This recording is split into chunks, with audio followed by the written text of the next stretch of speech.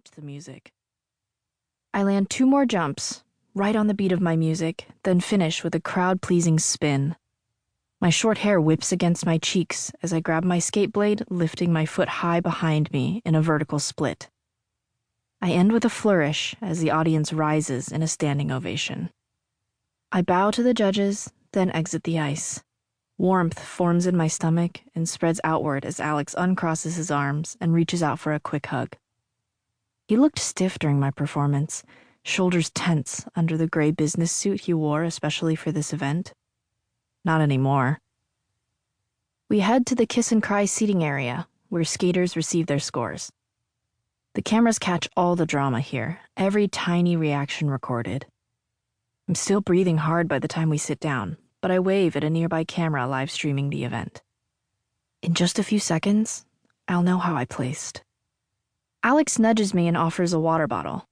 I take a sip as a volunteer hands me flowers and stuffed animals that members of the audience threw onto the ice. I've seen this happen for famous skaters, but it's the first time anyone besides Mom has thrown things for me.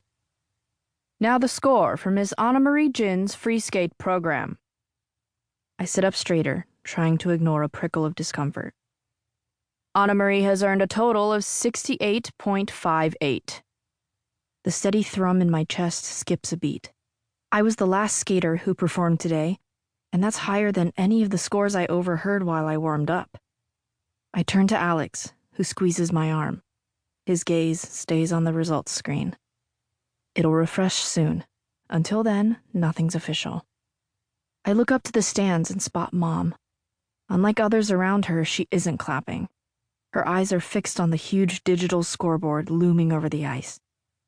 I hold my breath and keep watching her. I want this win for her as much as I want it for myself. A roar of approval fills the rink and Mom's eyes widen. She stands with the rest of the crowd, hands flying to her mouth. My gaze flickers to the final results. Ana-Marie Jin, 68.58. First! I jump out of my seat as Alex rises and pulls me into another hug. I hug him back, bouncing in his arms. All those months of intense training, of sore muscles and hard falls, were worth it to get to this moment. My heart's racing again, but this time it has wings. I'm soaring. I look back to the stands and find Mom. I blink fast, and she smiles at me like she knows I'm trying to hold back tears, her eyes crinkling at the corners. The announcer speaks again, and Alex catches me by the elbow. Medal ceremony. He nods toward the ice, where a group of workers is setting up a podium. We make it to the ice by the time the bronze medalist is announced. Silver comes next, her program music playing softly in the background as she takes the ice and curtsies to the crowd. Soak this all up. Enjoy every second. Alex pats my shoulder. Tomorrow we'll fly home and get you back on your regular training schedule. Think you can top this next season? My program music plays. Low at first, then strong and brassy. The other medalists already stand on the podium in sparkling dresses.